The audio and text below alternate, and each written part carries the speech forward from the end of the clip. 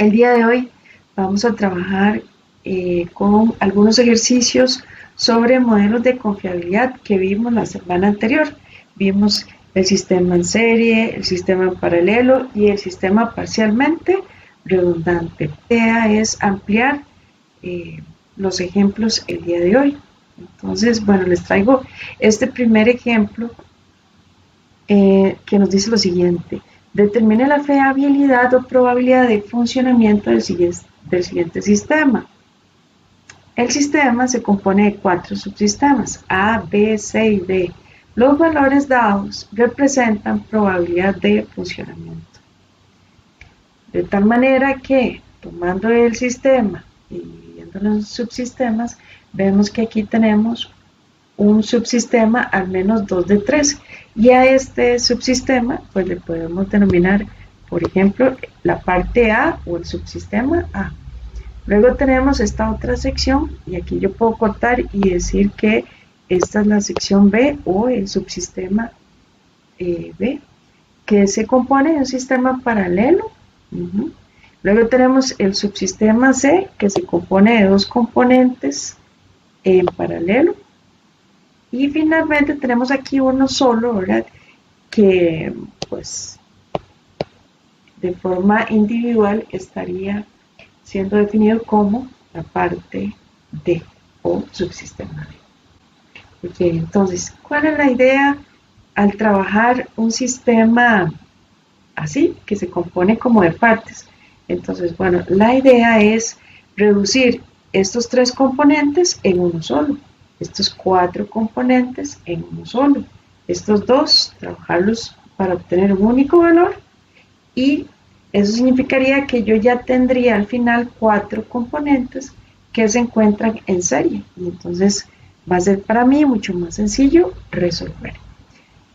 De tal manera que, bueno, vamos a iniciar poco a poco, vamos a ir por secciones y vamos a trabajar en este momento el subsistema A, que se compone de 3 componentes en una estructura 2 de 3 al menos.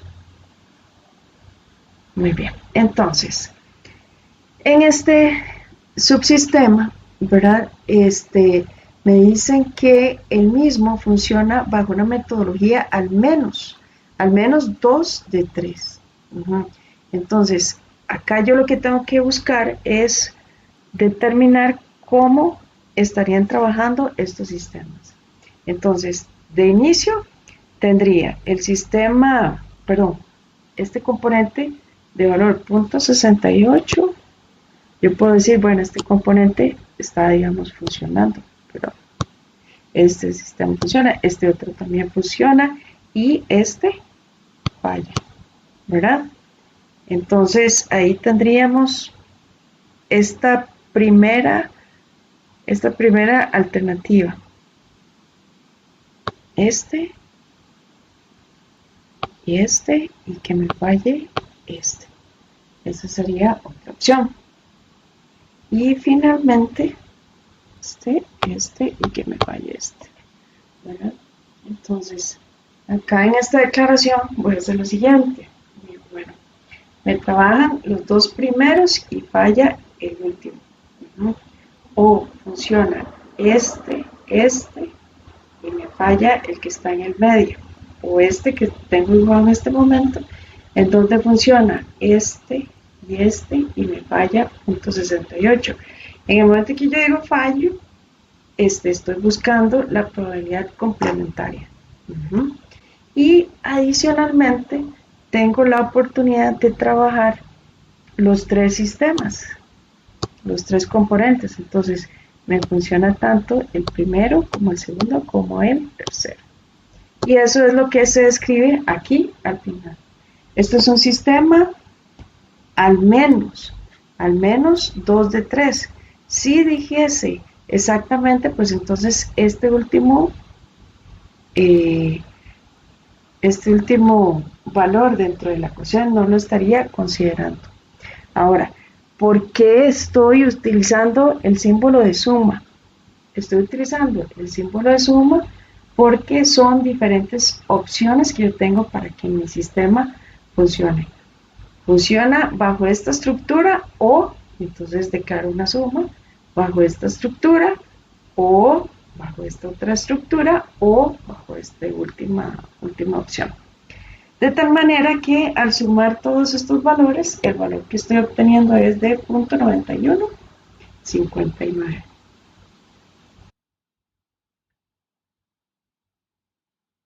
Ok, bajo el subsistema B. El sistema B se ve paralelo. Ok, no tiene, digamos, ninguna indicación, ninguna etiqueta de que sea al menos. Entonces, observamos que es un paralelo sencillo. Muy bien. Entendimos la semana pasada que teníamos dos fórmulas para poder resolver paralelos. Ajá, porque sería la probabilidad, digamos, de A, de B, de C, de D, luego más las intersecciones dobles, todas las intersecciones dobles posibles que existan por aquí, ¿verdad? Muy bien. Menos las intersecciones triples más la intersección que existe entre los cuatro componentes. Sino que para resolver este ejercicio en particular estoy utilizando la fórmula sencilla que es 1 menos la multiplicación de los complementos de cada uno de los componentes. Entonces aquí voy a aclararlo así, 1 menos el complemento de punto 85 por el complemento de punto 65 por el complemento de punto 94 por el complemento de punto 90. Y eso nos da punto 99,97. Obvio que resolví con la fórmula sencilla. Ok, voy con el sistema C. Con el sistema C observo que el sistema es un sistema paralelo y puedo utilizar igual la fórmula anterior.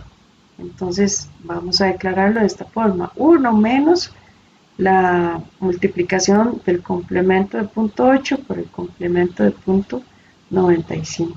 Y eso nos daría punto 99.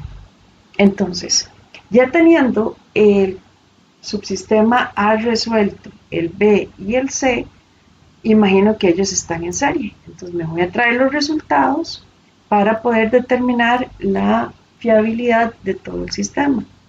Entonces, en el caso A me dio este valor, el B este valor y el C este valor. Punto 85 lo bajo y ahora sí, observo que estoy bajo un sistema en serie. Bajo este sistema en serie, recuérdese que lo que utilizamos es la multiplicación de los componentes. Entonces, eso es lo que hacemos por acá, multiplicar todos los componentes y obtener el resultado final, que en este caso sería la fiabilidad de todo este sistema compuesto por estos elementos es de un 77.04% o 0.7704. En un sistema parcialmente redundante, pero ya con 4 componentes. Entonces, por ejemplo, si nos preguntaran ¿qué decimos? Bueno, veamos el caso de que fuera exactamente 2 de 4. ¿Verdad? Entonces, en un sistema 2 de 4, por ejemplo, me funciona A, B y me falla C y D.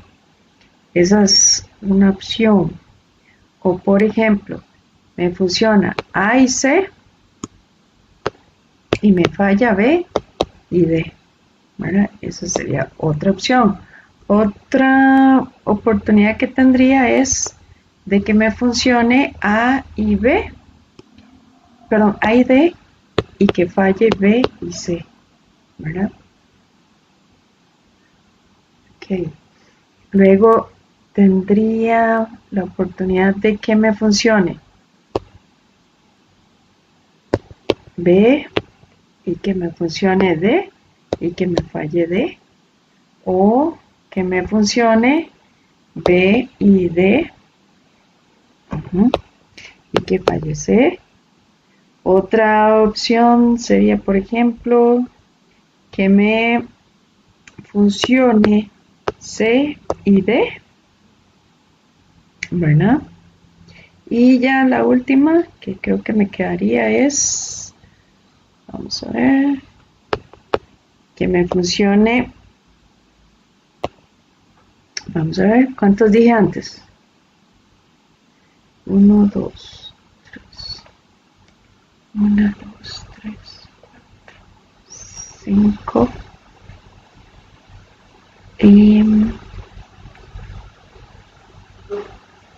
¿no? Y yo creo que ya estaríamos, ¿verdad? Son 6 opciones, donde 2 funcionan y el resto falla. Ahora, veamos el caso de 3 de 4 exactamente. En 3 de 4, yo tengo la opción de que me funcione A, B y C y que me falle D. O que me funcione, vamos a ver, que me funcione A, que me funcione B, que me funcione D y que me falle C. O que me funcione A, que me funcione C, que me funcione D y que me falle B. O que me funcione B, C, D y que me falle A, ¿verdad? Esas son como oportunidades que yo tengo donde 3 de 4 exactamente funciona.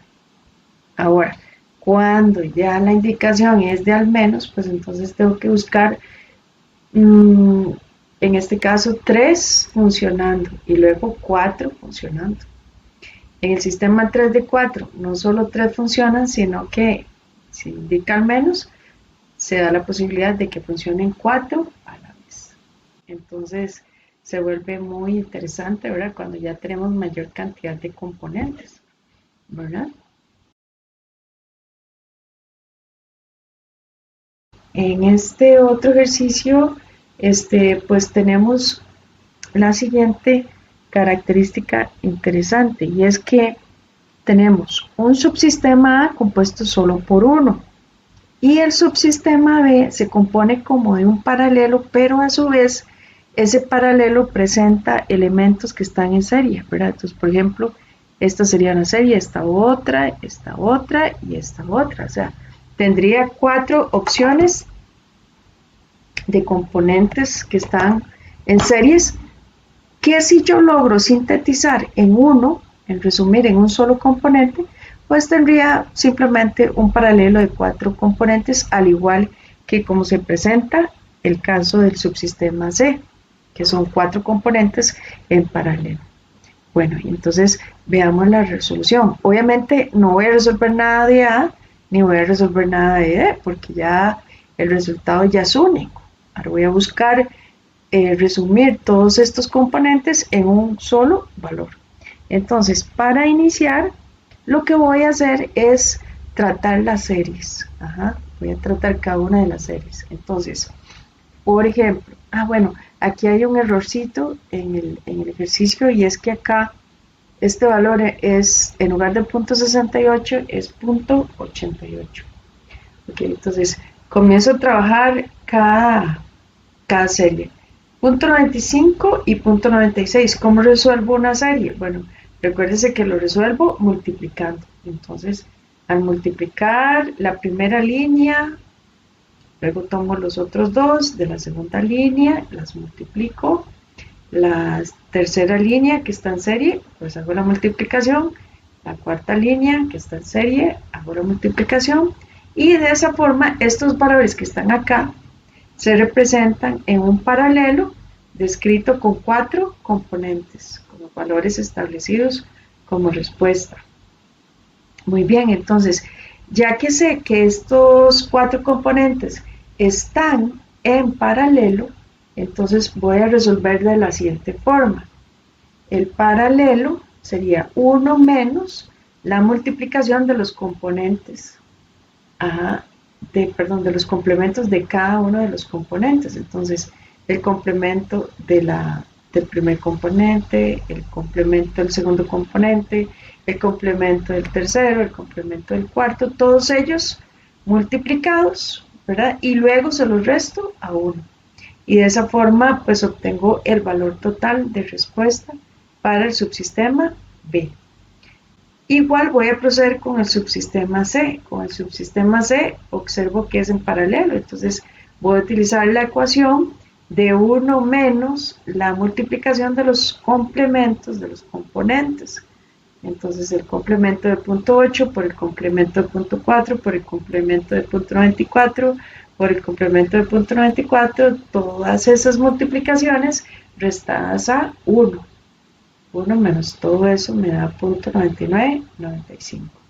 Y ya que tengo cuánto es B y cuánto es C, entonces entiendo que en realidad lo que tengo es una serie con los resultados anteriores, punto 98, punto 9904, que es el resultado del complemento, perdón, del subsistema B, el resultado del subsistema C y punto 74, que no había que hacerle nada. Ok, entonces como están en serie, ¿qué hago? Los multiplico. Y de esa forma obtengo la fiabilidad de mi sistema para este ejercicio.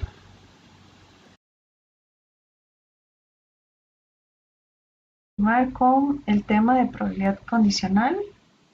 Eh, bueno, en este dibujo que les he colocado acá, he querido representar cómo, por ejemplo, este jugador de relevos necesita que el jugador número 1 haga su labor, realice su función.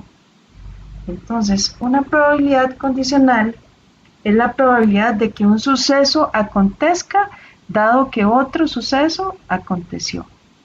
Esta palabra, dado que nos hace referencia al concepto de dependencia. En ejercicios de estadística nos vamos a encontrar mucho con términos así. Entonces, cuando nos aparece, dado que significa que hay una condición. También, en lugar de dado que, también podría aparecer sí u otros conceptos similares, ¿verdad? Que impliquen efectivamente una posibilidad de dependencia. Entonces, nuevamente, aquí ocupamos que algo suceda antes, ¿verdad? Para que mi evento realmente sea una realidad. ¿Cómo se define numéricamente el concepto de probabilidad condicional?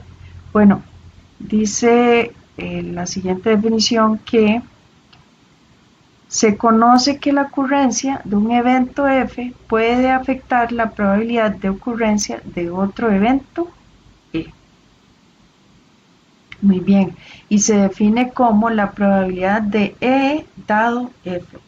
Este símbolo que está acá, que es como una raya, esta barrera significa condición, significa dependencia. Entonces, se ocupa tanto de E como de F. Y en probabilidad se define como la probabilidad de que se dé E intersección F, dado la probabilidad de F. Esto en el tanto los eventos son dependientes. Si los eventos son independientes, entonces la probabilidad de E y F se define como P E intersección F igual a la probabilidad de E multiplicado por la probabilidad de F. Entonces, obsérvese una diferencia radical entre este valor que aparece acá en la primera ecuación, que nos dice que la probabilidad de E intersección F, si yo paso este término a multiplicar del otro lado, sería la probabilidad de E dado F por la probabilidad de F, ¿verdad? Eso sería la intersección. Pero en eventos que son dependientes. Caso contrario, aplicaría este otro concepto que está aquí, que es el concepto de independencia. Más claramente, entonces, cuando existe la probabilidad condicional, esta ocurre en el tanto yo tengo dos eventos. Tengo el evento A y tengo por otro lado el evento B. y hay cierta sección entre ellos, ¿verdad?, que implican una intersección, es decir, hay elementos comunes tanto A como a B.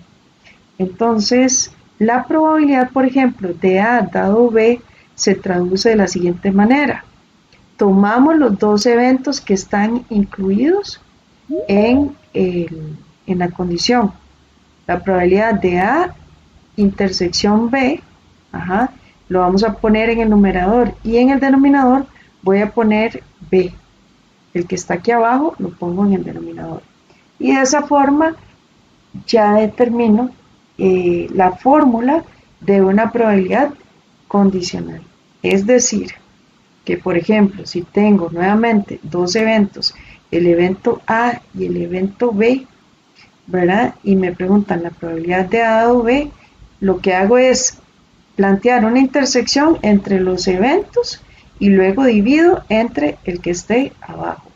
Y esto ocurre en el tanto efectivamente existe una intersección entre A y B, como ocurre en esta parte que observamos aquí.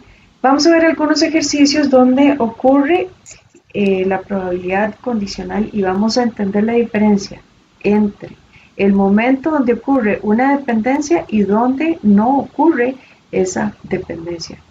Muy bien. Por ejemplo, en este caso, se nos dice que tenemos una urna con 2 ampollas blancas y 3 ampollas negras y realizamos 2 extracciones con reemplazamiento.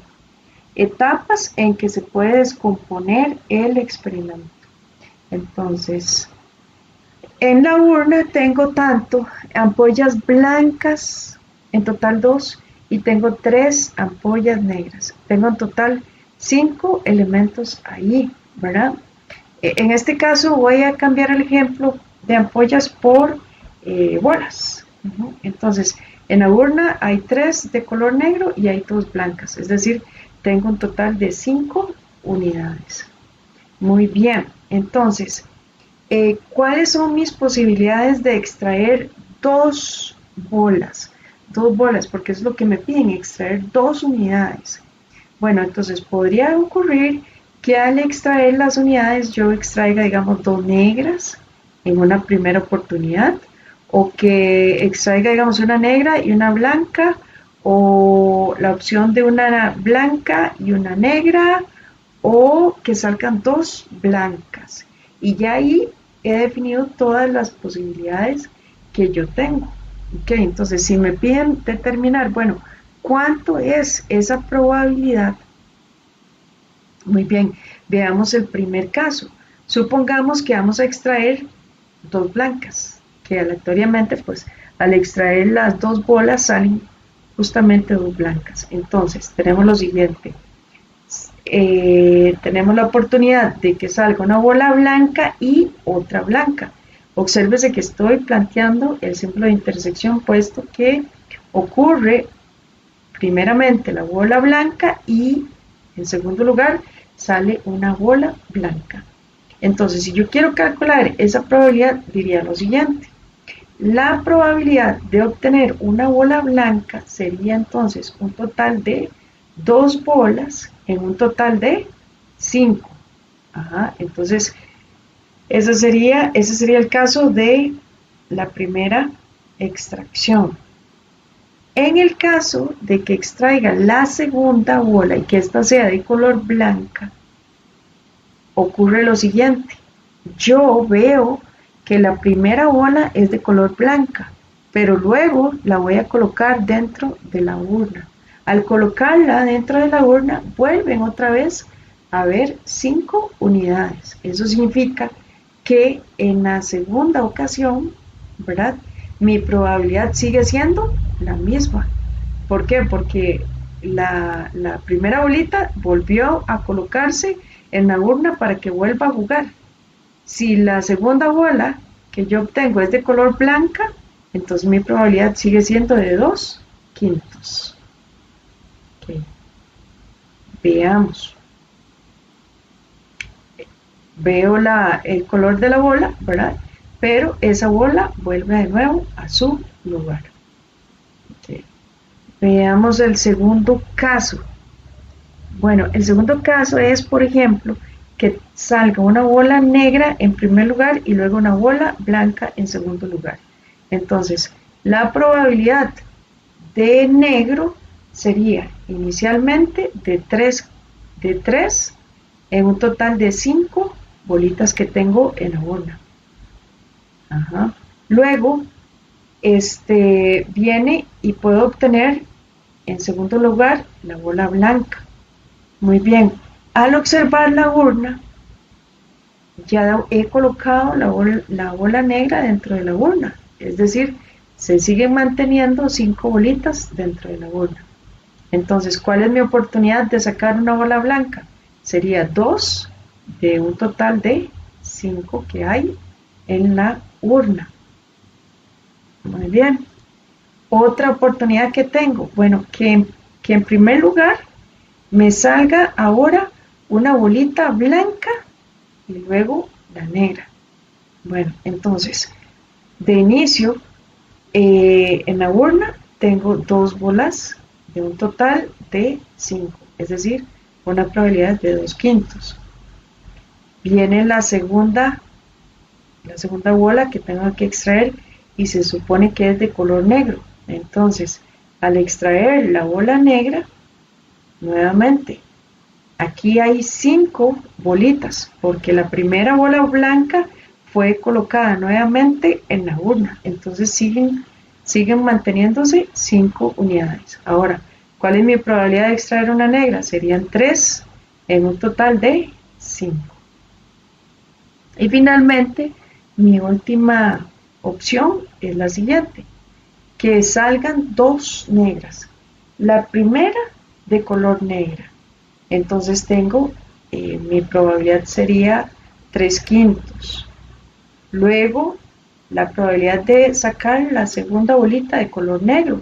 Entonces mi probabilidad se sigue manteniendo en 3/5. ¿Por qué? Porque la primera bola fue nuevamente colocada en la urna una vez que se leyó su color. Es decir, mi probabilidad es de 3/5. Entonces, de esa forma, al multiplicar esas probabilidades, puedo obtener el valor de probabilidad que ocurre en cada una de esas oportunidades que tengo de extraer 2 bolas en una urna que tiene 5 unidades. Ahora vamos a variar un poco este ejemplo y vamos a decir lo siguiente. Tenemos la misma urna, solo que ahora lo vamos a hacer sin reemplazo. ¿Qué significa eso? Sin reemplazo. Sin reemplazo implicaría que al momento que yo leo la primera bola, esa bola leo su color, ¿verdad? Pero no la voy a colocar dentro de la urna para que siga jugando, sino que me quedo con esa bola en el tanto que el ejercicio se está haciendo sin reemplazo. Ojo, entonces el ejercicio anterior y mis 4 oportunidades en ese primer ejercicio se hicieron con reemplazo. Ajá. Entonces veamos lo que ocurre. Obviamente, como estoy extrayendo 2 bolas, ajá, tengo nuevamente 4 oportunidades, 4 opciones. La primera sigue siendo la misma. La probabilidad de obtener una bola blanca y luego una bola blanca. Entonces, voy a extraer la primera bolita que es de color blanco. ¿Cuál es mi probabilidad en ese momento? Mi probabilidad es 2 bolas blancas de un total de 5 que tengo disponible. Eso sería la probabilidad de 2/5. Al igual que en el ejercicio anterior. Solo que en este caso la bolita la he colocado dentro de la mesa. Ahí la dejo y no la voy a poner dentro de la urna. Entonces, al momento de que voy a extraer la segunda bola, tengo una dependencia de que hay una bola blanca que está ubicada en la mesa. Entonces, debo de describir ese evento como la probabilidad de obtener una bola blanca, dado que hay una bola blanca que está en la mesa. Es decir, me he quedado con esa bola blanca. Entonces, ¿cuál es esta probabilidad de blanco dado blanco? Bueno, en este momento puedo observar que solo hay una bolita blanca y que en total hay 4 bolas. Entonces multiplico por un cuarto. Mi probabilidad de obtener una bola blanca y blanca sería 2/5 multiplicado por un cuarto. Obsérvese esta situación. A esto se le llama dependencia, a esto se le llama condicionalidad, porque estoy dependiendo de algo que se requiere ocurra antes. Ok, continuamos con el ejercicio. Tengo la segunda oportunidad, el segundo panorama en este ejercicio. Ahora, acá pues ya me he dejado la segunda bola blanca en la mesa, pero ya no hay más extracciones que hacer, entonces eso no va a impactarme en los cálculos. Muy bien. En este otro ejercicio, ¿verdad? Saco una bola negra y luego una blanca. Entonces, primero, saco la bola negra. ¿Cuál es la probabilidad de sacar una bola negra? Mi probabilidad es de 3 bolas en un total de 5 que hay en mi urna. 3 de 5. Ahora sí, saco la bolita, observé su color y la dejo ahí en la mesa, porque el procedimiento es sin reemplazo. Entonces voy a sacar la segunda bola, que es de color blanco. Entonces, al sacar la bola blanca, yo estoy dependiendo de que ya hay una bola negra que está colocada en la mesa. Entonces, ¿cuál es mi probabilidad? Mi probabilidad de obtener una bola blanca sería, aquí en la urna tengo 2 y en total hay 4. Entonces multiplico por 2/4. Y entonces saco la bola blanca y la dejo en la mesa. Eso me impactaría si yo sacara una tercera extracción, pero en este caso el ejercicio es de 2 extracciones. Muy bien, veamos la tercera opción que yo tengo, que es que salga primeramente una bola blanca y luego una negra. Muy bien, voy a sacar una bola blanca. ¿Cuál es mi probabilidad? Tengo 2 en un total de 5. Cuando voy a sacar la segunda bola, tomo la primera, ¿verdad? Que ya la leí y está ahí colocada en la mesa. Entonces, la probabilidad de obtener una bola negra, dado que hay una blanca en la mesa, es de tal manera que hay 3 bolas negras de un total de 4 que hay en la urna. O sea, 3 de 4. Y finalmente esa bolita negra pasa a la mesa. Esa es la representación de la segunda extracción que he hecho.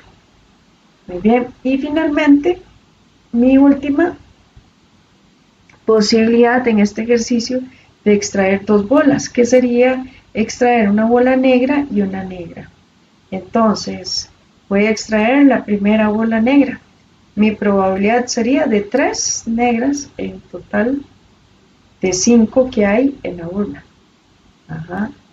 Saco la bolita negra que hay en la mesa y entonces eso me va a impactar cuando voy a sacar la segunda bola negra, la cual depende de que hay una negra que ya se encuentra en la mesa.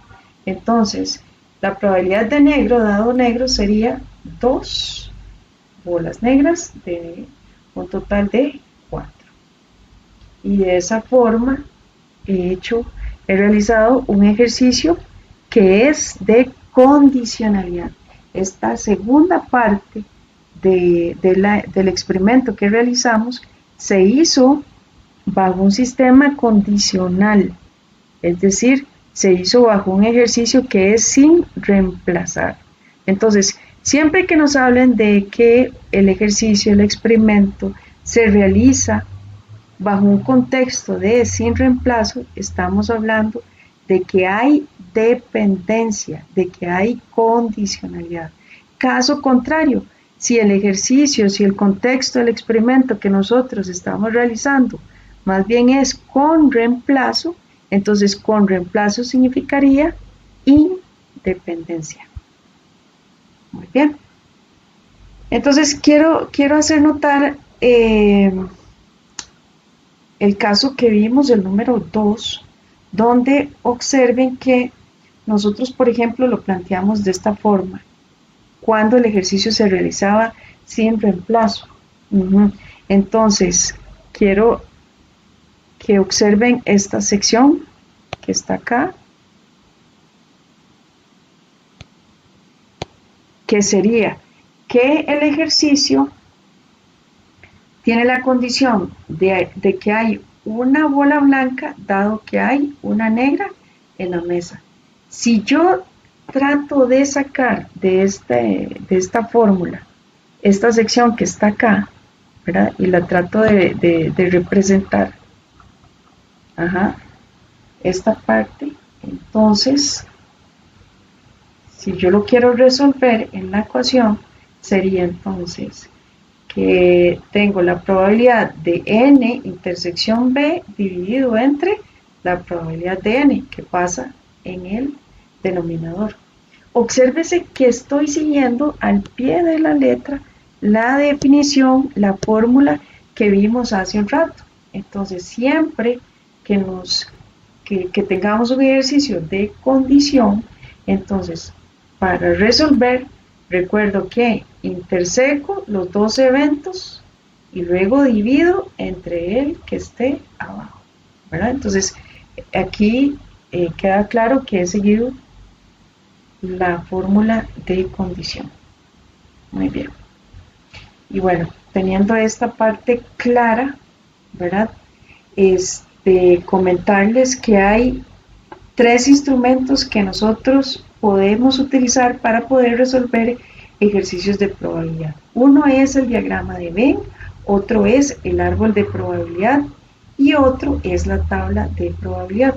De estos, bueno, ya vimos el diagrama de Venn, hemos hecho algunos ejercicios y el día de hoy vamos a trabajar el tema del árbol y de la tabla como instrumentos que nos permiten resolver ejercicios de probabilidad. Ok, entonces vamos a iniciar con el segundo instrumento, que es el árbol de probabilidad. El árbol de probabilidad lo que hace es aplicar el concepto de la regla del producto, es decir, específicamente el árbol de probabilidad lo que hace es practicar el proceso de multiplicación. Entonces, la regla del producto lo que nos dice es que si una operación se puede llevar a cabo en n1 formas, y si para cada una de estas se puede realizar una segunda operación en n2 formas, entonces las dos operaciones se pueden ejecutar juntas de la siguiente manera. Tomamos n1 y lo multiplicamos por n2. Diagrama de árbol también me permite representar organizadamente la información. ¿Y cómo lo hace? Bueno, lo hace de la siguiente manera. Primero, entendiendo que un árbol tiene raíces y que un árbol pues tiene también ramas, ¿verdad? Tiene ramas y que algunos árboles, ¿verdad?, generan frutos, que los frutos podríamos visualizarlo como las mismas hojas, ¿verdad?, como flores o como frutos que hay en él. Entonces, voy a organizar vía el diagrama de árbol la información de las probabilidades y además de eso, insisto, voy a tener un panorama claro de cuánto es la cantidad de elementos que hay en mi espacio muestra. Con respecto a este segundo punto, recuerdan el ejercicio que habíamos hecho del lanzamiento de 2 dados. Entonces multiplicamos 6 por 6 y eso nos dio 36, lo cual representa la cantidad de elementos que hay en el espacio muestral. Entonces aquí está aplicado justo la regla del producto. Bueno, la raíz es el primer elemento que voy a representar en el diagrama de árbol. Al dibujar el diagrama de árbol, voy a hacerlo pensando en ir siempre de izquierda hacia la derecha. Lo primero que voy a dibujar al lado izquierdo es la raíz. Y la raíz la voy a identificar a través de un punto de inicio, un punto de conexión, y de ahí van a salir el resto de las partes del árbol. Muy bien. Siguiente parte. Bueno, una vez que he dibujado la raíz, lo siguiente es dibujar las ramas del árbol. Entonces, las ramas salen de la raíz. Inicialmente van a salir de la siguiente forma, a través de flechas. Que, bueno, hay como, los árboles tienen como diferentes partes, como diferentes secciones, ¿verdad? Hay diferentes ramificaciones. Entonces, tengo, por ejemplo, la parte que le puedo denominar, digamos, como el tronco, ¿verdad? El tronco puede partirse.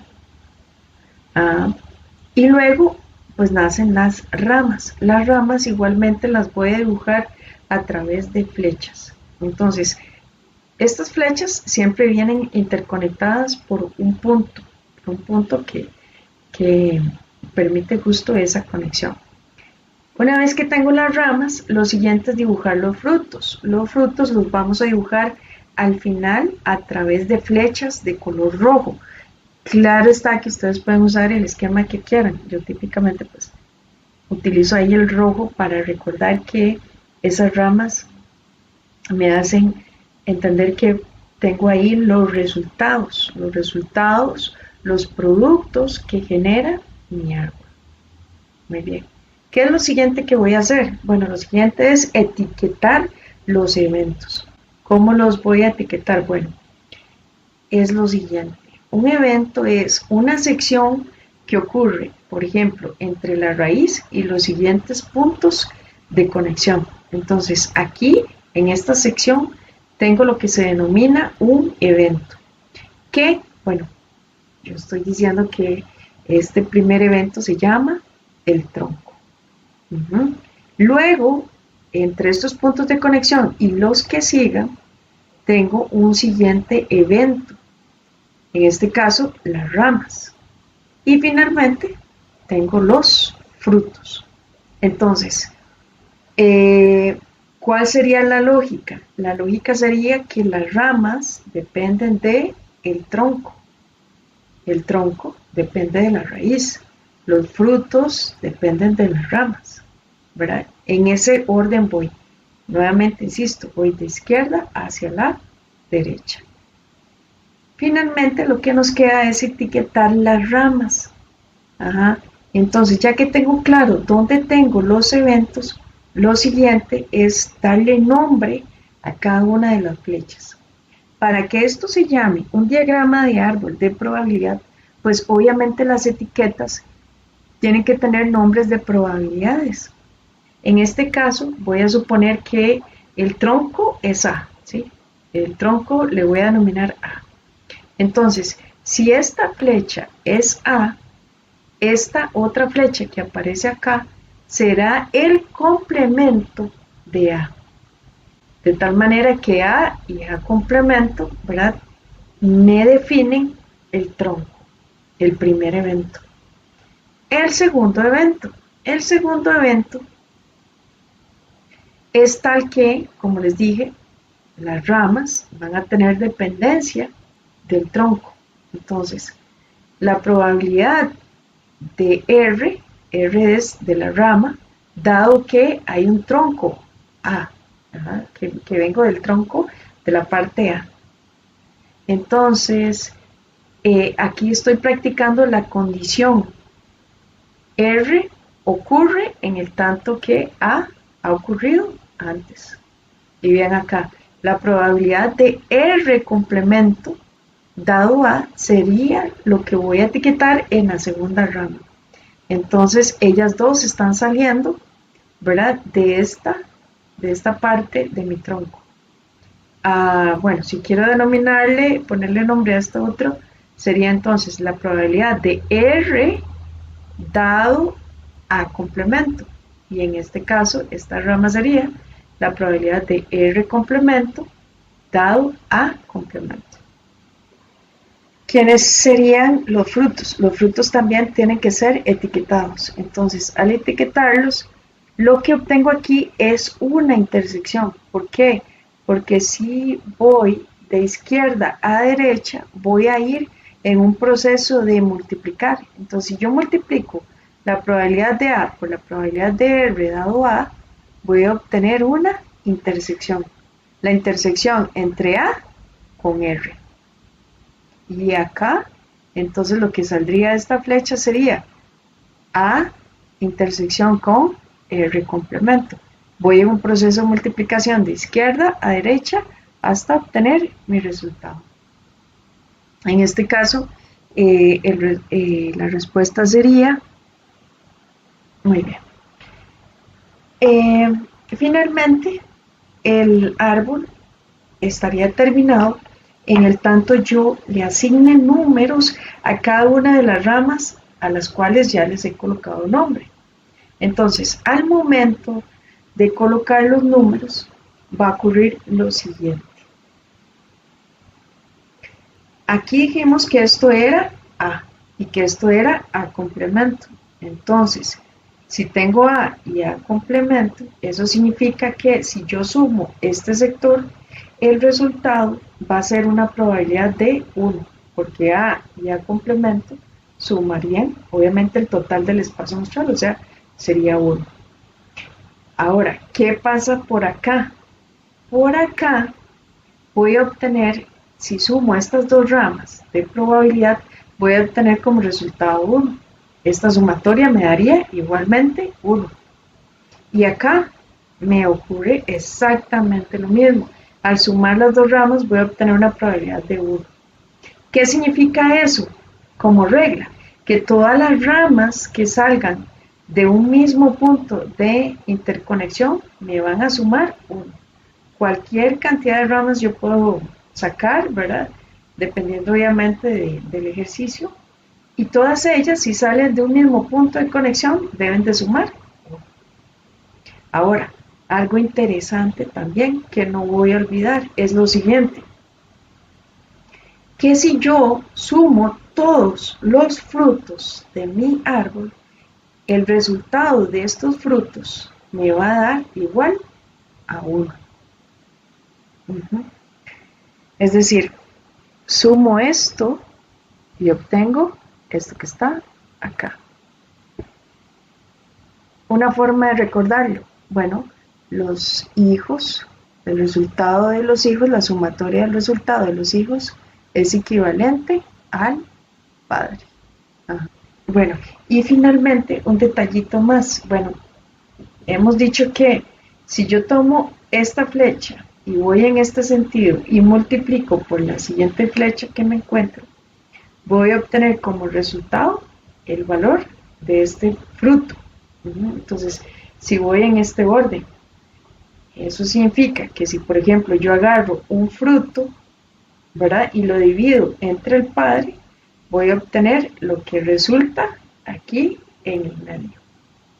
Entonces, fruto entre padre me da igual a el valor del medio. Fruto entre tronco es igual a rama. Muy bien. Y de esa forma, bueno, ya que le dimos ahí una explicación a cómo dibujamos el diagrama de árbol, voy a empezar con dos ejercicios. El primero, básicamente es para entender cuál es la metodología que nosotros vamos a aplicar al momento de ir organizando la información. Este primer ejemplo no es un diagrama de árbol de probabilidad, sino simplemente un diagrama de árbol. Entonces, el ejercicio lo que nos dice es lo siguiente. Un experimento consiste en lanzar primeramente un dado y después lanzar una moneda siempre y cuando el número del dado sea par. Si el resultado del dado es impar, la moneda se lanza 2 veces. Al utilizar la notación 4C, por ejemplo, se indica el evento donde el número resultante en el dado es un 4 y la moneda cayó en cara, por eso 4C.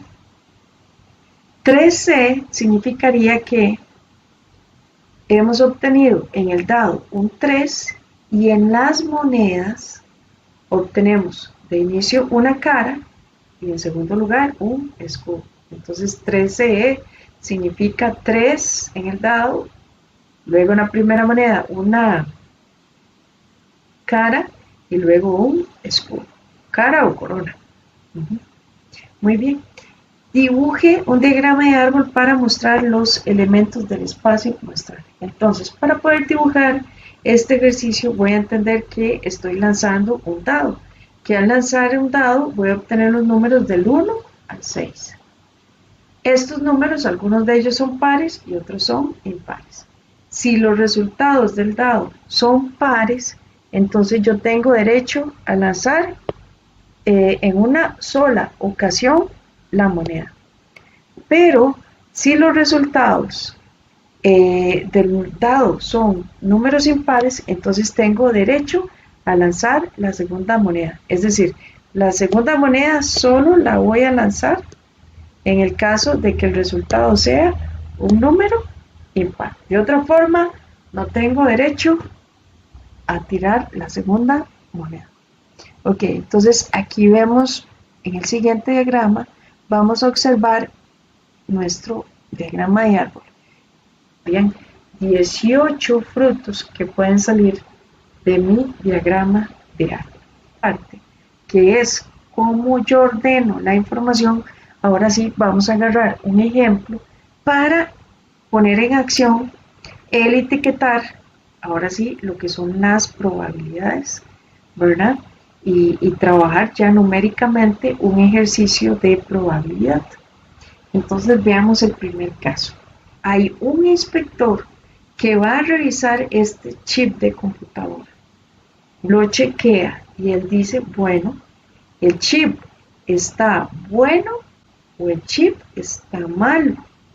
Al momento de que este inspector hace la revisión, el chip efectivamente él dice, sí está bueno, pero puede ocurrir que ese chip, a pesar de que él dice que está bueno, puede ocurrir que en realidad el chip se encuentra malo, se encuentra mal, no cumple los estándares de producción. Sin embargo, el inspector viene y dice, no, el chip sí está bueno. ¿Ok? Eso puede ocurrir y a esto se le llama un error estadístico. Ahora, efectivamente, el estado del chip es que esté bueno y si el chip está bueno, eso significa que efectivamente el inspector ha hecho una excelente decisión. Dijo que está bueno y el chip efectivamente está bueno.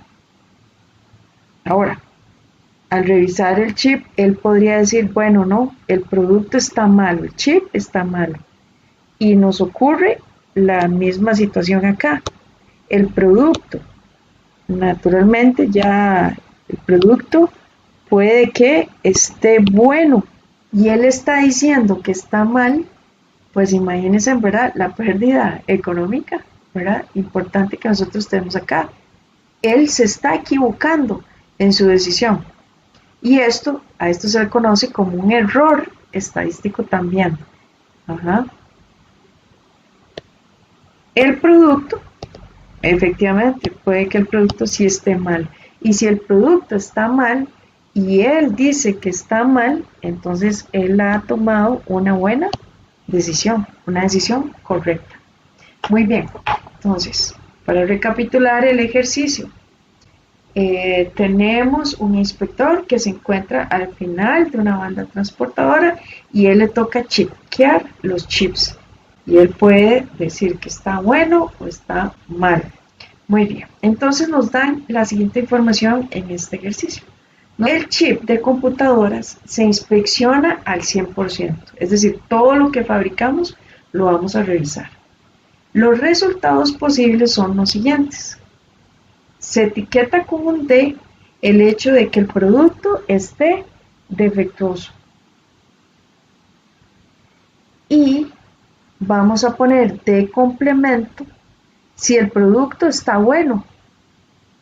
O sea, el producto no está defectuoso. Entonces, ojo que el complemento de D sería de complemento, ¿verdad? Estos dos están asociados de esa manera. Y por otro lado, tengo este otro aspecto que dice que el chip está aprobado para ensamble o puede que el chip más bien sea rechazado. Entonces, el complemento de A será A complemento, o está aprobado o está rechazado. Entonces, ¿cuál es la labor que hace el inspector? Bueno, lo que he colocado aquí en el anaranjado. Esto es lo que va a hacer mi inspector. El inspector de calidad. Esa es la función que él va a tener. Aprobar o rechazar. Y el producto puede estar defectuoso o puede estar no defectuoso. Ok, dentro del historial del proceso de producción se sabe lo siguiente. Nos dicen, bueno, típicamente los chips salen defectuosos en un total del 10%. 10% de los productos que se fabrican salen malos. Entonces, esto que me están diciendo aquí sería la probabilidad de D. Luego tenemos por acá, nos dicen que un chip se apruebe dado que es defectuoso es de 0,005. Entonces, esto sería la probabilidad de que se apruebe dado que es defectuoso. Aquí el orden es fundamental.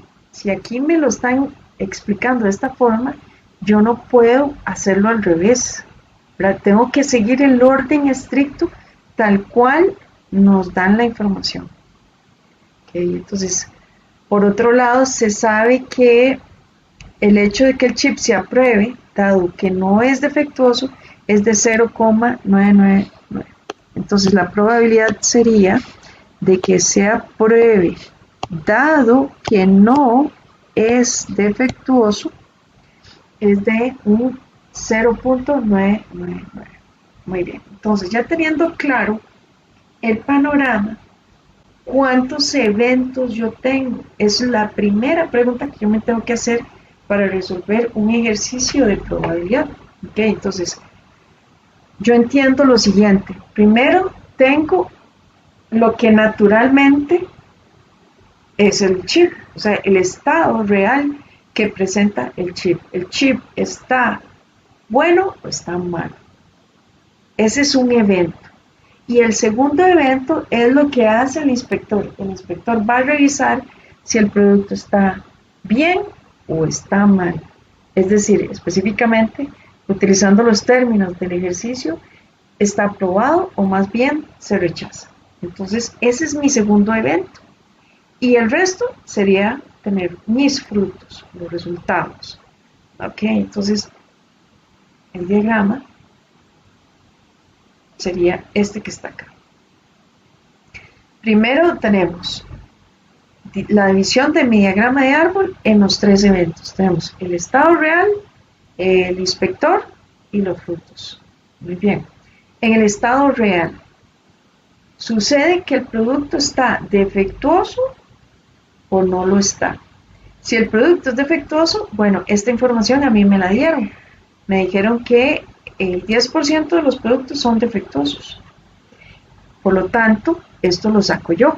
El 90% de los productos están bien, ¿no? O sea, sería de complemento. Ok, vamos con el inspector. ¿Qué es lo que hace el inspector? El inspector aprueba, ¿verdad? O no aprueba. Entonces, el inspector aprueba o no aprueba. Aprueba dado que estamos en el tronco defectuoso, o no aprueba dado que venimos de esta rama de defectuoso. La información que me dieron fue que era aprobado dado que es defectuoso. Este valor me lo dieron. Entonces, ¿cuál sería el complemento? 1 menos 0.005 me daría 0.995. Bien, por este otro lado, tengo la misma situación. ¿Se aprueba o no se aprueba? Solo que tengo que considerar la rama o el tronco de donde viene esta rama. Entonces sería, se aprueba dado que no es defectuoso, y acá no se aprueba dado que no es defectuoso. ¿Qué información me daban? Bueno, me daban este valor, la probabilidad de que fuera aprobado dado que no es defectuoso, y por lo tanto, sacando el complemento, puedo sacar el valor de esta. Bien, teniendo ya claro cuáles son los eventos, entonces fácil. ¿Cómo saco los frutos? Bueno, los frutos se obtienen por multiplicación. Multiplico el tronco por la rama. Bien, entonces acá obtengo la probabilidad de D intersección A. Esa es la etiqueta de este fruto. Y se obtiene al multiplicar la probabilidad de D por la probabilidad de A dado D. Que está acá. Y este sería el resultado. Para el caso del siguiente fruto, hago la multiplicación, y para el resto de los frutos, igual, hago la multiplicación, ¿verdad? Siempre viniendo de izquierda a derecha. De esa forma obtengo los resultados de mis frutos. Ya prácticamente tengo el ejercicio listo. Ok, ¿cómo verifico que esté bien hecho antes de hacer cualquier análisis? Bueno, verificando que las salidas de una intersección resulten en 1. Punto 9 y punto 10 es 1. Este valor y este valor, 1. Este valor y este valor, 1. Y si sumo todos los frutos, el resultado da 1.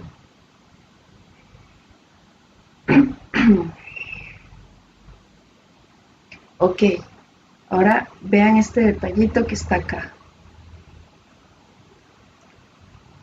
Hemos dicho que el resultado de todos los frutos, ¿verdad?, me resulta en 1. Entonces, ¿qué significa? Que la probabilidad de mi espacio muestral resulta de sumar esta flecha, que es de intersección A, más, o sea, unión, esta otra flecha que es de intersección A complemento, más esta otra flecha de complemento intersección A, más esta otra flecha de complemento intersección A complemento. Ok, entonces, ¿qué es esto que está acá con flecha verde? Esto que está acá, si yo sumo estos dos primeros componentes, observo que D es el factor común, ¿verdad?, en este paréntesis de intersección A y con A complemento. O sea, que si yo sumo estos dos, el resultado me va a dar la probabilidad de D. Y si yo sumo estos otros dos con flecha anaranjada, morada, obsérvese que la flecha morada me hace indicación de que tengo en común el D complemento. Entonces, lo que yo esperaría obtener en esta parte es la probabilidad de D complemento. Y eso me lleva a la siguiente conclusión. La probabilidad de D unión con la probabilidad de D complemento resulta en 1. Ahora, recuerden lo que vimos hace un rato. Si yo sumo estos dos frutos, que es lo que estoy diciendo aquí, si sumo estos dos frutos, voy a obtener el valor del tronco, o sea, el valor del padre. La suma de los hijos es equivalente al resultado del padre. Ven, acá está la probabilidad de D. Sumo estos dos frutos, voy a obtener el resultado del tronco o del padre, que es de complemento. Eso me sirve porque estoy estableciendo una regla. Estas flechas me permiten justo establecer esa regla. Veamos, por ejemplo, acá. Yo quiero saber quién es la probabilidad de A. Entonces, si quiero saber quién es la probabilidad de A, mantengo en común el valor de A y lo voy a intersecar con todo aquello con lo cual A interactúa. Entonces, si interactúa con D y interactúa con D complemento. Ajá, entonces de esa forma yo puedo saber quién es A. A intersección D más A intersección con D complemento. Que revisando por acá sería en el diagrama lo que he señalado con este color, o sea, saco 0,005 y 0,8991 y el resultado de esa sumatoria sería la probabilidad de A. Ok, y un detalle adicional, ojo, ojo acá.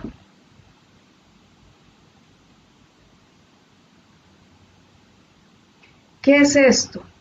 Este valor, el valor del medio, es la probabilidad de A dado D complemento. Y eso es, por fórmula, la intersección de ellos dos dividido entre la probabilidad de D complemento. O sea, que agarro el fruto, este que está acá, A intersección de D complemento, y divido entre el valor del padre o del tronco, fruto entre el valor del tronco, y eso me permite obtener el valor de la rama, o sea, el valor que está aquí en el medio. Y por otro lado, entonces yo puedo despejar esto y decir, bueno, ¿qué es esto? Esto es la multiplicación de la probabilidad de A dado de complemento por D complemento. Y de esa forma, ¿verdad? Estamos haciendo uso de la fórmula de probabilidad condicional que vimos al principio. O sea, que el diagrama de árbol de probabilidad me permite declarar de una buena forma el concepto de la probabilidad condicional. En este mismo ejercicio me hacen dos preguntas y me dicen, bueno, ¿cuál es la probabilidad de obtener un chip defectuoso y aprobado por ensamble? ¿Y cuál es la probabilidad de obtener un chip aprobado para ensamble? Bueno, la primera pregunta, ¿cuál es la probabilidad de obtener el chip defectuoso y aprobado para ensamble? SI se traduce en una intersección, o sea que aquí me están hablando de D intersección A.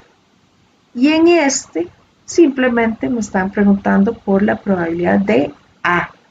¿Ok? Entonces, vemos claramente acá, D intersección A es la primera pregunta y la segunda pregunta es A. Muy bien, entonces, ¿quiero obtener D intersección A? Bueno, pues entonces vamos al diagrama de árbol y observamos que aquí tenemos quién es D intersección A. Ya lo teníamos por acá y simplemente desplegamos el resultado correspondiente. La segunda pregunta, ¿cuál es la probabilidad de A? Entonces, recuérdese, mantengo el elemento A y lo interseco con todo aquello, ¿verdad? En donde tengamos interacción. Entonces, A se interseca con D, y A se interseca con D complemento. Entonces, ¿quién es A intersección D? A intersección D está por acá. Ajá. Sería 0,0005 más A intersección D complemento. Sería este que está acá, que sería 0,8991. Hago la sumatoria y ya obtengo el resultado correspondiente. Y bueno, y quiero obtener, por ejemplo, digamos, adicional a esta pregunta, la probabilidad de A complemento, pues simplemente ya sé que es 1 menos 0,8996, o sea, complemento de A. O puedo decir que eso es la probabilidad de A complemento intersección de más la probabilidad de A complemento intersecándose con B complemento. Lo buscamos acá en los frutos y de esa forma vamos a obtener el resultado complementario, que sería sumar este valor más este otro valor. Y de esa forma, pues hemos concluido el ejercicio.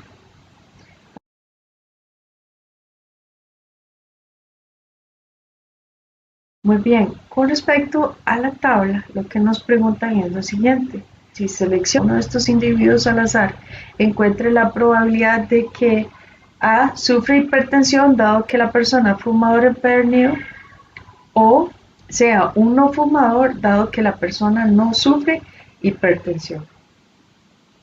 Entonces, ¿qué es lo que vamos a hacer? Tomamos la tabla y en su lugar vamos a presentar una tabla de probabilidad. Una tabla de probabilidad lo que hace es representar en las intersecciones de columnas y filas probabilidades. Entonces, específicamente para este caso en particular, podríamos estar interesados en conocer cuánto es la cantidad de personas y la probabilidad de gente que es fumador moderado y que presenta hipertensión. Entonces, con los resultados obtenidos hay 36 personas que son fumadores moderados y que presentan hipertensión. Entonces, hay 36 de 180 personas, lo cual nos lleva a obtener una probabilidad equivalente a 0,20, que sería 36 entre 180.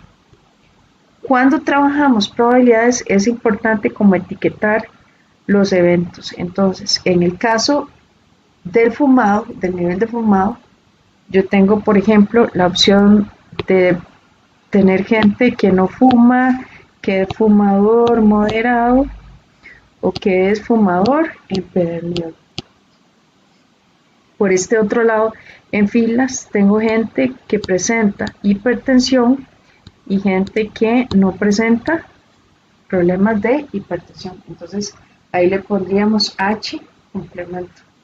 Este valor que está acá, que es 0,20, se representa de la siguiente forma. Sería la probabilidad de tener, gente que es hipertensa y a su vez presenta el nivel de fumador moderado.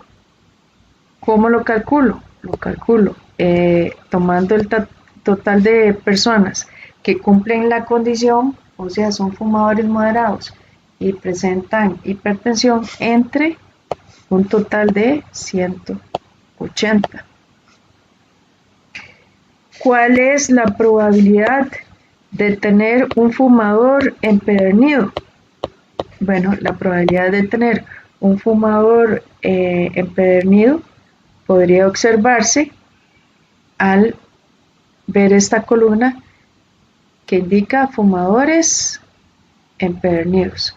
Y en total tengo a 49 personas que presentan ese estado de ser fumadores empedernidos. Entonces, ¿cómo obtengo la probabilidad? Observo ese total, que sería 49, que resulta de sumar 30 más 19, y lo divido entre el total, que son 180. Y de esa forma podemos calcular probabilidades. Particularmente yo recomiendo que al momento de trabajar con una tabla de probabilidad, se queden ustedes tal vez con la opción más bien de tomar en cuenta la tabla original. ¿Por qué?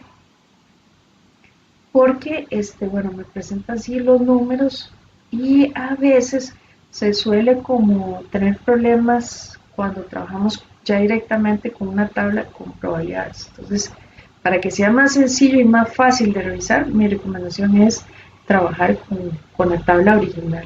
Ahora, si en un ejercicio en particular me piden hacer la tabla de probabilidad, no puedo presentar la tabla original, sino que debo presentar esta segunda que se muestra acá, cuyo resultado total, obviamente, y para que esté bien, ¿verdad?, debe de sumar 1, es decir, esta sería la probabilidad del espacio muestral. Muy bien, y teniendo eso claro, pues vamos a hacer algunos ejercicios. Por ejemplo, este sería H y este sería H complemento. Entonces, eso lo traducimos en la probabilidad de H complemento. Muy bien. ¿Quién sería? ¿Cómo puedo determinar este valor? Lo puedo determinar como este total Ajá, que sería 93 personas que presentan esta condición de ser personas que no tienen problemas de hipertensión, que serían 48 más 26 más 19, o sea que eso nos daría 93. Y ese valor, ¿verdad? De ser no hipertenso, lo dividiríamos entre 180. Ok, veamos este otro ejercicio. Bueno, ¿cuál es la probabilidad de ser un fumador empedernido? Ok, entonces nos ubicamos acá en esta columna donde tenemos los fumadores empedernidos. Entonces la probabilidad de ser un fumador empedernido sería 30 y 19, o sea, 49 entre un total de 180. Esa sería la probabilidad de fumador empedernido. Siguiente ejercicio. ¿Cuál es la probabilidad de ser un no fumador y no ser hipertenso? No ser hipertenso. Entonces, específicamente, eso sería la probabilidad de NF intersección H complemento. Lo vemos en la tabla. En la tabla sería, son no hipertensos estos que están acá en color amarillo. O sea, hay un total de 93 personas que tienen esa condición. Y ahora, ¿quiénes son no fumadores? Los no fumadores son estos que están acá en color verde. O sea, serían 21 y 48. Pero la condición que nos presentan aquí es una intersección. Esa intersección hace que solo observemos los elementos que son comunes. Entonces, en esta intersección tendríamos únicamente a 48, ¿verdad? Que cumplen esa condición de un total de 180.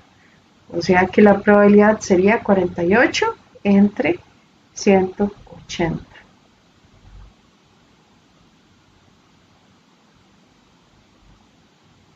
Veamos este otro caso. ¿Cuál es la probabilidad de ser hipertenso y la probabilidad de no ser hipertenso? Ok, entonces vamos a la tabla. En la tabla, ¿verdad? Este valor lo ubicaríamos aquí. Primero tenemos a la gente que es hipertensa, que lo establecemos acá con este color. Luego tenemos a la gente que no es hipertensa, H complemento, sería este color amarillo. Ajá, y nos piden una intersección. Entonces, sería este renglón y este renglón. Pues obviamente ninguno de los dos renglones, ¿verdad?, presenta algún grado de intersección. No hay intersección, son elementos separados. Por lo tanto, la intersección sería igual a 0.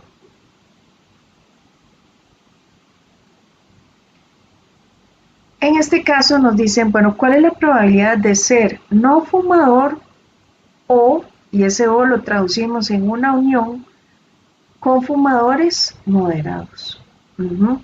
Entonces, vamos a la tabla. Por un lado tenemos a los no fumadores y fumadores moderados, que serían estos 21, 48, estos 36 y estos 26. O sea que en realidad tendríamos por ahí 69 y 62. Son estas dos columnas las que están involucradas en esa respuesta de un total de 180. Es decir, que debo tomar 69 más 62 y dividirlo entre 180.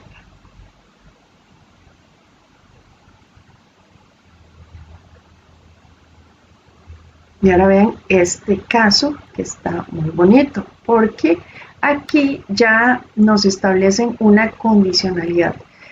Las condicionalidades directamente yo no las veo en las tablas, sino que las condiciones sí se pueden observar en la herramienta árbol de probabilidad. En una tabla de probabilidad lo que yo observo son las intersecciones, lo que ocurre entre fila, versus columna, ¿verdad? Pero no veo las condiciones, cosa que sí se puede observar en el árbol. Entonces, en este caso, ¿cuál es la probabilidad de ser un fumador empedernido dado que se es hipertenso? Entonces, por acá tengo la gente que tiene hipertensión y por otro lado tengo la gente que tiene fumado, que son fumadores, perdón, empedernidos. Entonces, ¿eso qué es? Utilizando la fórmula de la probabilidad condicional, decimos la intersección entre fumadores empedernidos y H, o sea, estos 30 que están aquí, la intersección y dividido entre la probabilidad de H. ¿Quién es probabilidad de H? Este renglón que está acá, o sea, estos 87 que están por acá. Entonces, divido 30 entre 87 y de esa forma obtengo la probabilidad. Un error común. Siempre que hay condicionalidades, nunca debo poner en el denominador el total, ¿verdad?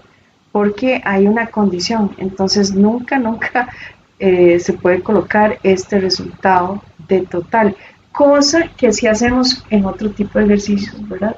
Como por ejemplo los que hemos hecho hasta el momento. Cuando ya hay condición, entonces recordar, en el denominador no se puede poner el total de elementos del espacio muestral, sino lo que corresponda de acuerdo a la pregunta que nos planteen.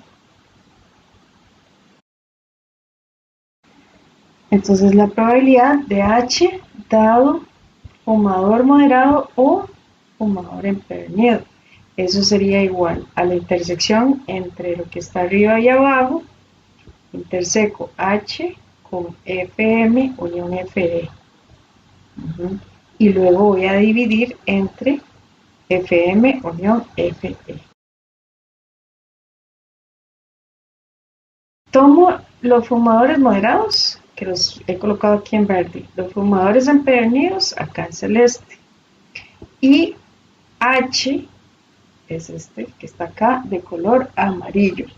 Entonces, ¿dónde ocurre intersección entre los eventos? Ocurre intersección en estos 36 que están acá y estos 30. Eso significa que cumplen la condición de ser fumadores moderados o fumadores empedernidos, pero que tienen en común el hecho de que son hipertensos. Entonces tendríamos como resultado acá en el numerador serían 66 y dividido entre el total de los fumadores moderados con los fumadores empedernidos, o sea que serían 62 y 49. Entonces 36 entre 30, 36 más 30 dividido entre 62 más 49. Ok. Y bueno, en la última pregunta, lo que nos decían es dibujar un diagrama de árbol. En el yo puedo iniciar pensando, por ejemplo, en la gente que es hipertensa o no lo es, y a eso le denomino, digamos, el evento salud. Y luego puedo tener el evento del grado en que se fuma. Se es no fumador, fumador moderado o fumador empedernido. Entonces, a ese evento le he colocado el nombre nivel de fumado. Muy bien. Entonces, empiezo, por ejemplo, con la gente que es hipertensa. La gente que es hipertensa, su probabilidad sería 87 entre 180. La probabilidad de H complemento, pues simplemente sería 1 menos 87 entre 180. O sea, serían estos que están acá, 93 dividido entre 180. Luego voy con las ramas. En las ramas, el nivel de fumado va a depender del estado de salud. Acá tenemos los no fumadores, dado que son hipertensos. Fumadores moderados, dado que son hipertensos. Fumadores empedernidos, dado que se es hipertenso. Ok, este valor no lo tengo y no lo puedo ver en la tabla. Entonces vamos a pensar que aquí no hay números todavía, ¿ok? El resultado del fruto es la multiplicación entre estos dos, o sea que voy a obtener aquí las intersecciones, o sea, esto sería H intersección NF, es esto, H intersección FM, es esto, H intersección FE, es esto que está por acá. Las intersecciones claramente yo sí las puedo ver en la tabla, entonces acá observo H y NF sería 21 entre el total, 180. H intersección FM serían estos 36. Los frutos los voy a observar de las intersecciones de la tabla, ¿verdad? Entonces voy colocando ahí los valores. Entonces, ¿cómo obtengo lo que está en el medio? Lo obtengo de la siguiente forma. Tomo el fruto y lo divido entre el tronco. Entonces, 21 entre 87, y eso es justo esa respuesta de probabilidad. 36 entre 180 dividido entre 87 entre 180 es simplemente 36 entre 87. Y con esa mecánica voy completando mi diagrama de árbol. Y de esa forma, pues, logramos completar esa respuesta donde nos piden, esa pregunta, donde nos pedían hacer un diagrama de árbol. Luego tenemos el desarrollar un diagrama de Venn. Bueno, aquí yo les presento una forma de hacer el diagrama de Venn que es muy particular. Simplemente tomamos nuestro espacio muestral y lo dividimos en dos. La parte, digamos, de gente que es hipertensa y la gente que no lo es. Y luego establecemos los niveles del fumado. No fumador, fumador moderado, fumador empedernido. Entonces, acá están absolutamente todos los espacios que están justamente en mi tabla. No hay ningún elemento externo, no hay algo que me esté haciendo falta, o sea, todo está aquí diagramado. Olvidé comentarles un detalle también importante. En este caso, yo resolví el diagrama de árbol de esta forma, pero yo pude haber empezado al revés. Pude haber puesto acá primero el nivel de fumado y en segundo lugar el evento salud y de último los frutos, ¿verdad? Entonces eso se puede hacer también así, es cuestión de gustos, ¿verdad? De cómo hacer el diagrama de árbol. La idea es que no importa, ¿verdad? El orden en que yo lo haga, que voy a obtener los mismos resultados. Ahora, lo voy a hacer también de acuerdo a cómo me den los datos, porque si por ejemplo en este ejercicio a mí me hubiesen dado NF dado H, entonces yo sé que voy a empezar colocando H y luego voy haciendo el resto de las ramas, pero le voy a dar prioridad a H, porque en ese orden me lo están dando. Pero igual, ¿verdad? Eso no quita que yo pueda volver a hacer de nuevo el diagrama de